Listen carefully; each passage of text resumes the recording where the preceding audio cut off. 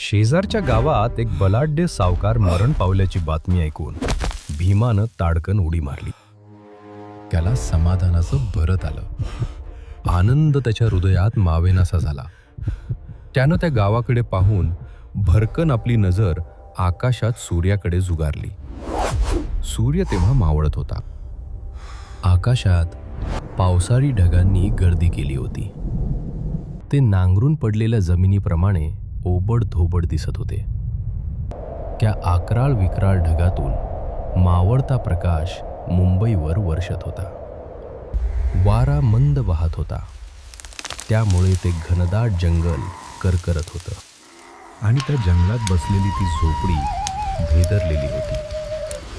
जुने पत्र, चट्या, फळ्या, पोती यांनी तिथं घरांचा आकार घेतला आणि त्या घरात माणसं राहत होती. बेकार वस्तूंनी तिथं बेकारांवर छाया धरली होती. दिवसभर पोटाच्या पाठीत धावून दमलेली माणसं आता तिथं स्थिरावली होती. सर्वत्र चुली पेटल्या होत्या. हिरव्या झाडीतून शुभ्र धूर रेंगाळत होता. पोरं खेळत होती.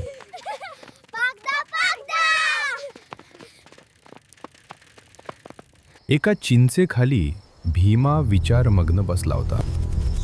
सावकार गेला, आज सावकार गेला. त्याच्या हृदयात भयंकर हुरहुर उठली होती. त्याला त्या मेलेल्या सावकाराची ओढ लागली होती.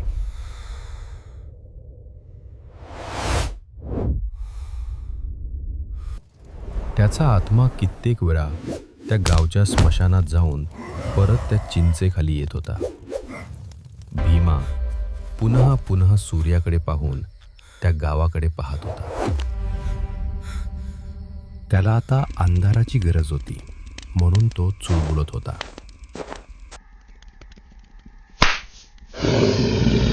त्याची लाडकी लेक नाबदा जवळच खेळत होती. अजून अंधार का पडत नाही? आणि बायको घरात भाकरी थापीत होती.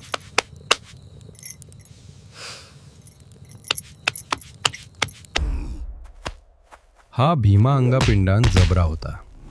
तो भर पहिलवानासारखा दिसे. त्याचं प्रचंड मस्तक, रुंद गर्दन, दाट भुवया, पल्लेदार मिशा, रुंद पण तापट चेहरा पाहताच कित्येक दादांना हुडहुडीच भरत असे.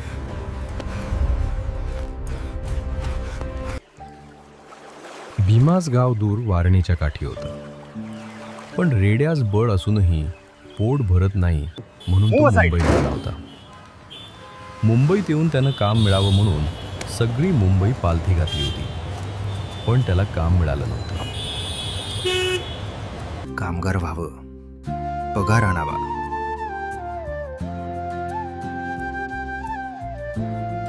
बायकोला पुतळ्यांची माळ करावी.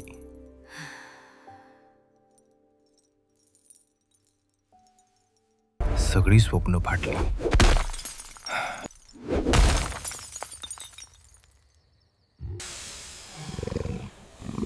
भीमा निराश होऊन त्या उपनगरात जंगलात आला आणि अखेर त्या उपनगराजवळच्या डोंगरात एका खाणीत त्याला काम मिळालं.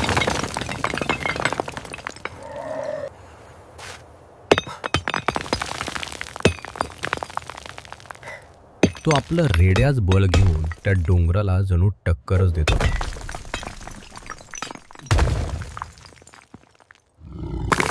त्यानं पहार आणि घन घेताच डोंगर मागं सरकत होता. त्यानं घन उचलताच काळे पाषाण तोंड पसरत होते. त्यामुळे कंत्राटदार त्याच्यावर खुश होता आणि भीमाही संतुष्ट होता, कारण त्याला पगार मिळत होता.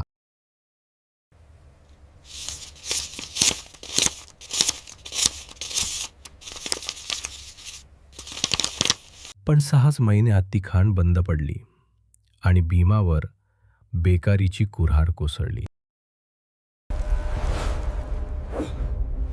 काम सुटलं, आता खायचं काय? उद्या काय? यायचं नाही. उपासमार त्याच्या पुढे नाचू लागली.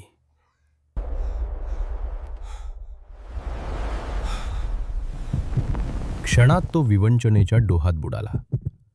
अंगातील कापडं काखेत दाबून भीमा घरी निघाला होता. तो एका ओढ्यावर थांबला. त्यानं तिथं आंघोळ केली आणि उद्विग्न मनस्थितीत तो घराकडे फिरला.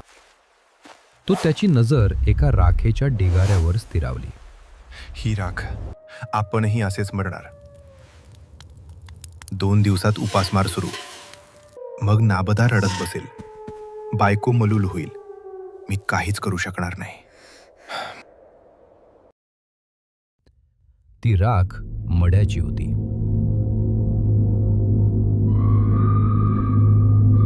जळकी हाडं सर्वत्र पसरली होती.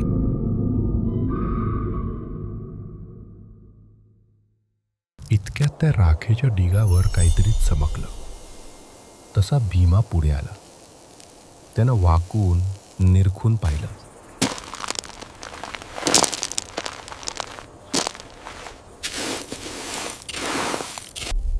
अंगठी, सोन्याची अंगठी, 1 तोळा सोनं. ती चटकन उचलून भीमानं करकरून मूठ दाबली. मढ्याच्या राखेत सोनं, 1 तोळा सोनं.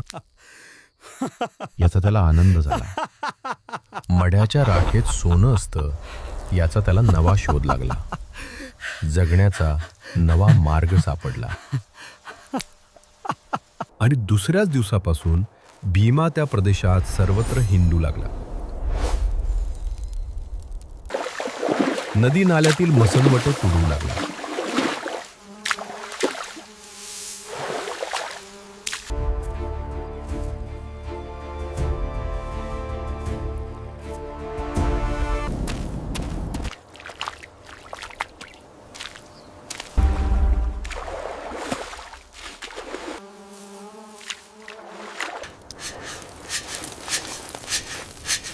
प्रेताची राख जमवून तो चाळणी चालू लागला आणि रोज त्या राखेतून सोन्याचे कण काढू लागला.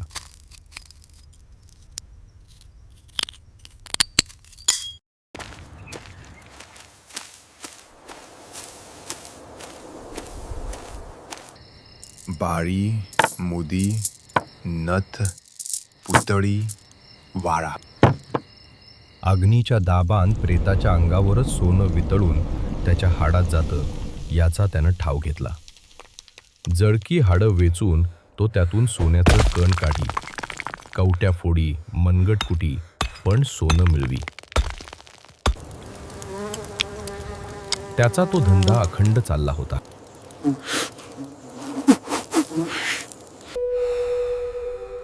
ज्याच्या राखेत सोनं, ती राख श्रीमंताची. सोनं नसेल, ती राख गरिबाची. मरावं तर श्रीमंतानं आणि जगावं तर श्रीमंतानं. गरिबानं मरू नये. सूर्य मावळला. भीमाच्या बायकोनं भीमाला जेवण वाढलं. तेव्हा तो गंभीर होऊन जेवू लागला. आज हा कुठतरी जाणार हे लक्षात येऊन ती हरूच म्हणाली, आज कुठं जाणारचा? मला वाटत हे काम नको. कुठं तरी दुसरं काम करा. मढाची राख, सोनं, संसार हे सारच विपरीत आहे. लोक नावं ठेवतात. स्मशान भिकारी, मुर्दाद. तू बोलू नको. मी काहीही करीन. त्याचं काय जातं? माझी चूल बंद झाल्यावर कोण पेटवणार आहे का?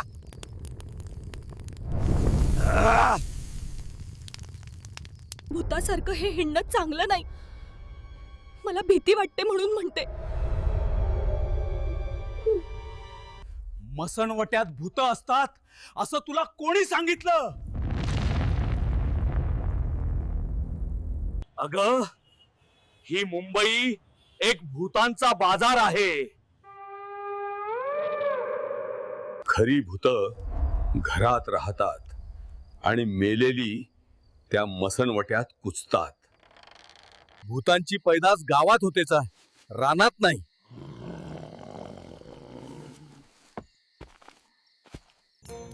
पण मढ्याची राख चाळून सोनं मिळालं. डोंगर फोडला तेव्हा 2 रुपये दिले मला, पण आता सहज ती राख मला 10 रुपयेही देते. असं म्हणून तो घराबाहेर पडला. भीमा अंधारातून निघाला होता. काखेत एक अणीदार पहार घेऊन तो ढेंगा टाकीत होता. त्याच्या सभोवती घोर अंधार थैमान घालीत होता. कानोसा घेत भीमा गावाच्या जवळ आला. तो चटकन स्मशानात शिरून त्या आजच्या सावकाराची नवी गोर शोधू लागला. मध्यान्हरात्रीपर्यंत त्यानं सारं स्मशान चाळलं.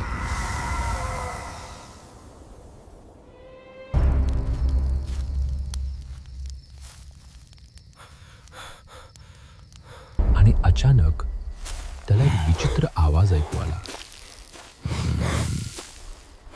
कोणीतरी गुरगुरत होतं, मुसमुसत होतं आणि माती उकरीत होतं.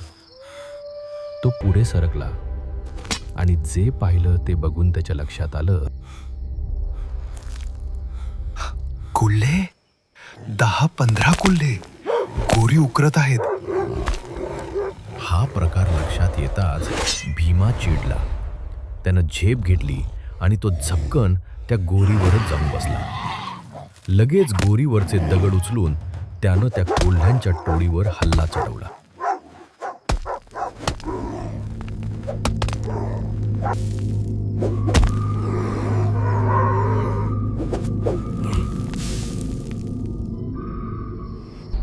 अचानक झालेल्या त्या भडीमारानं कोल्ही चमकली, पण एका पिसाट कोल्ह्यानं भीमावर धाव घेतली. क्षणात भीमाचा लचका तोडून तो पुढे पळाला आणि मग रणधुमारी सुरू झाली. चारी बाजूने कोल्ही त्याच्यावर धावत होती आणि जिकडून कोल्ह येईल तिकडे तो पहारीचा दणका मारत होता.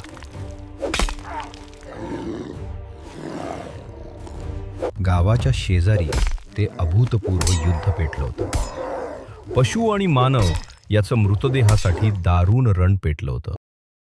कितीतरी उशिरानं कोल्ह्यांचा हल्ला थांबला.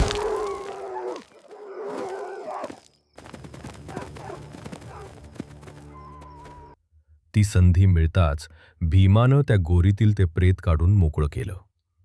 त्यानं चपळाई करून त्या प्रेताचा हात चाचपून पाहिला. अंगठी सापडली, कानातली मुदी ओरबाडली. आता तोंडात नक्की सोनं असणार. त्यानं त्याच्या तोंडात बोटं घातली, पण प्रेताची दातखिळी घट्ट बसली होती. उघडत नाहीये, दातखिळी बसलीये. क्षणात त्यांनी आपली पहार प्रेताच्या जबड्यात घालून त्याची बचाळी उचकटली. त्यानं आपली बोटं त्या प्रेताच्या तोंडात घातली.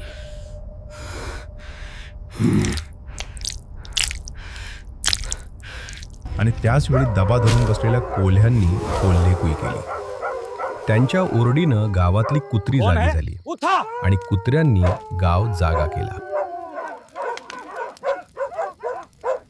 आणि गावकरी ओरडले, अरे कोल्ह्यांनी प्रेत खाल्लं, चला. ते ऐकून भीमा घाबरला. त्यानं प्रेताच्या तोंडातून एक अंगठी काढून खिशात टाकली आणि घाईघाईनं, पळा, लोक आले. बोट काढून नंतर पहार काढण्याऐवजी प्रथम त्यानं पहारच काढली आणि घटकन त्याची 2 बोटं प्रेताच्या दातात अडकली. आडकी त्यात सुपारी सापडावी तशी. आय ग, माझा हात. भयंकर कळ त्याच्या अंगात वळवळली. त्याच वेळी गावाकडून कंदील घेऊन माणसं येत असलेली दिसली. तसा भीमा भयभीत झाला. त्यानं बोटं काढण्याची शिकस्त केली. सोड मला, सोड. तो जोरानं ओरडला, पण सुटका होत नव्हती. आणि मग हळूच बोटं ओढून काढली. तेव्हा ती कातरली गेली होती. फक्त चामडीला चिकटून लोंबत होती. ती तशीच मुठीत घेऊन त्यानं पळ काढला.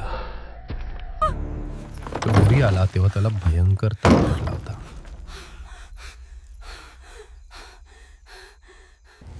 त्याच दिवशी डॉक्टरनं भीमाची 2 बोटं कापून काढली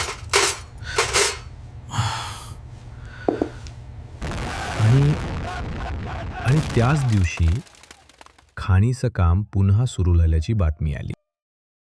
डोंगर, माझे डोंगर फोडणारे हात, ती बोट गेली, सोन्यासाठी गेली. ती ऐकून हत्तीसारखा भीमा लहान मुलाप्रमाणे रडू लागला. कारण डोंगर फोडणारी ती 2 बोटं तो स्मशानातील सोन्यासाठी गमावून बसला होता.